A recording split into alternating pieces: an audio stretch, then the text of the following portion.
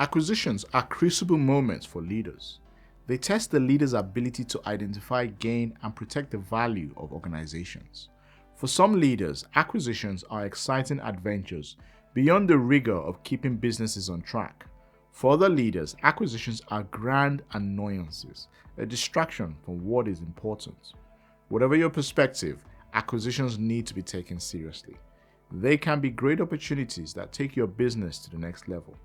Acquisitions can also be expensive misadventures that dramatically destroy value. In the words of Robert F. Smith, with the exception of warfare, mergers and acquisitions is how assets are transferred on this planet. If you really think about that statement, it means any leader in pursuit of significance will need to understand how acquisitions work. This video is the final video in a 4-part series on leading through an acquisition.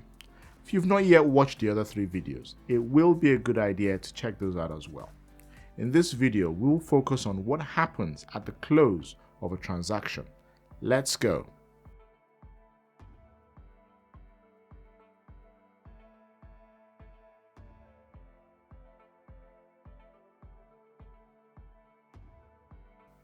Let's get started. In an acquisition, the close of the transaction is the milestone everyone looks forward to. The close is when sellers seeking an exit can walk away, hopefully with a smile on their face. The close is when buyers, business acquirers, can roll up their sleeves and start executing against the strategy of the acquisition. The journey to acquisition close. The first 3 parts of the Leading Through Acquisition series describe the parts of business buyers and business sellers. Now here's a quick recap of the journey to acquisition close. Drivers. Buyers and sellers are motivated to start the acquisition process because of gain-oriented motivations or loss-aversion motivations. The expectation that an acquisition will increase business profitability is a gain-oriented motivation. The expectation that acquiring a competitor will protect your business from a dominant player in your sector is a loss-aversion motivation. The exploration phase. The exploration phase is when the buyer or the seller does the necessary research and fact-finding for an acquisition. Now, this could be in-house research or research done with the help of a consultant, advisor, or business broker. Typically, the buyer will have an outward-looking bias with more focus placed on opportunities and threats outside of the organization. And typically, the seller will have an inward-looking bias with more focus placed on opportunities and threats inside the organization. The heads of terms phase. The heads of terms phase is when the buyer and seller organization sign non-binding document outlining the main terms of the tentative acquisition. This is the point when the buyer and the seller reach an agreement in principle. The due diligence. The due diligence phase is when the buyer and the seller conduct relevant research and checks into each other's organization. These are checks to validate business model, financial status, assets, and liabilities. Typically, the buyer will have an outward-looking bias, seeking first to understand the target business before trying to explain the buying motivations. Typically, the seller will have an inward-looking bias, seeking first to put their business in the best possible light before trying to understand the drivers of the business buyer. If the journey from acquisition drivers, exploration phase, heads of terms phase, up to due diligence phase is satisfactory for both the buyer and the seller can proceed to acquisition close. Now, key players at the transaction close. The buyer. At transaction close, the leaders in the buying organization need to make the decision to either proceed with the acquisition and close the transaction. Alternatively, the leaders in the buying organization will decide to walk away from the acquisition. The seller. Like the buyer, at transaction close, the leaders in the selling organization need to make the decision either to proceed with the acquisition or walk away from the acquisition.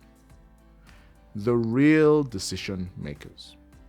During the previous phases of the acquisition, the real decision makers may not be fully engaged. With the need for clear, unambiguous decisions at transaction close, the real decision makers surface. The real decision maker for a business or a seller organization could be a silent partner, an investor, a spouse, a family member, a board of directors, or a parent company. Corporate lawyers. The close of an acquisition is marked by the signing of a legal agreement, the sale and purchase agreement, along with the transfer of any funds defined in the legal agreement. Because of this, corporate lawyers take center stage at the close of an acquisition. The other players, like accountants, advisors, consultants, and even bankers, take a back seat at the close of the transaction. The key players at transaction close are the buyer, the seller, the real decision makers, and corporate lawyers. For the transaction to close successfully, the buyer, the seller, real decision makers, and corporate lawyers need to agree to the final deal and get it signed. What are the perspectives leaders need to be aware of at the close of the transaction? Different perspectives. The buyer. There are always exceptions, but typically, the buyer will seek to minimize risk by paying as little as possible. The buyer will seek to deploy risk mitigating deal structures that minimize capital at risk upfront, with the deal structured over as long a period as possible. The seller. Typically, the seller will seek to maximize returns by valuing the business as high as possible. The seller will seek to deploy deal structures that provide a high return upfront, with the deal structured over as short a period as possible. The real decision makers.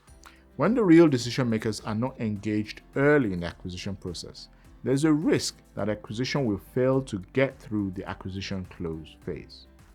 The perspective of real decision makers like silent partners, investors, a spouse, family members, or a board of directors do not fit neatly into a single category.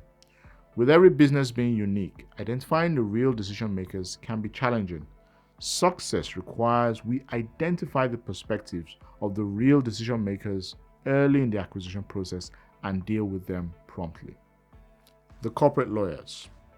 Risk mitigation is the main perspective of corporate lawyers.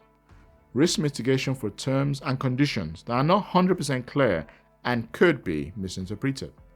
Risk mitigation for conditions that, though clearly stated, are not legally enforceable. An example is when a condition in the sale and purchase contract becomes impossible to perform. This makes the contract legally unenforceable. The corporate lawyer's perspective is rooted in the risk that the sale and purchase agreement could become void. The leader's objective.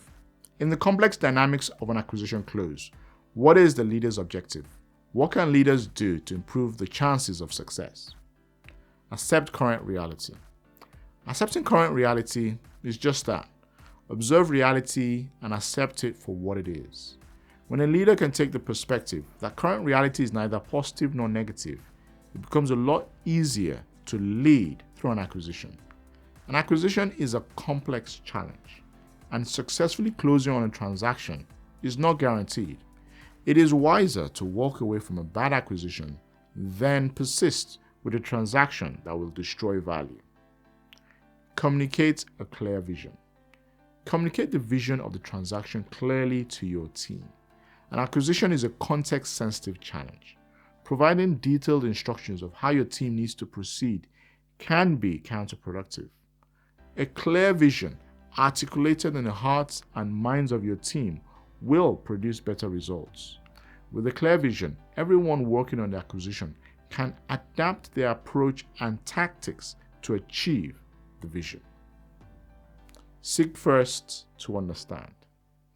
If I were to summarize in one sentence, the single most important principle I have learned in the field of interpersonal relations, it would be this: seek first to understand, then to be understood, by Dr. Stephen R. Covey. In an acquisition, it is essential that leaders seek first to understand before we try to be understood. With the real motives and drivers of buyers and sellers often masked with polite corporate speak, seeking first to understand is essential for success. Conclusion. An acquisition could be a great opportunity that takes your business to the next level. An acquisition could also be an expensive misadventure that dramatically destroys value. To improve your chances of success, we can remain grounded by accepting current reality. We can improve our team's ability to deliver by communicating a clear vision. We can dramatically improve our ability to work with our counterpart, the business buyer or business seller, by first seeking to understand before we try to be understood.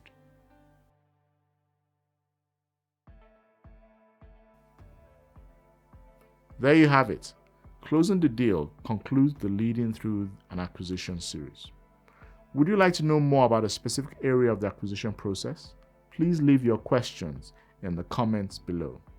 Also, if you are an expert in the business acquisition process and think I have missed something from this brief overview, please leave your suggestions in the comments below.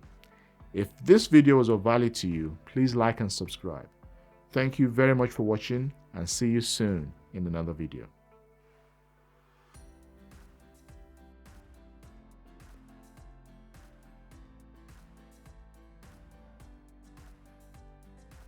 Are you ready to take change leadership to the next level? Register for our online course, Leading Complex Change. The Leading Complex Change course provides leaders with the insight needed to get things done in a rapidly changing and complex world.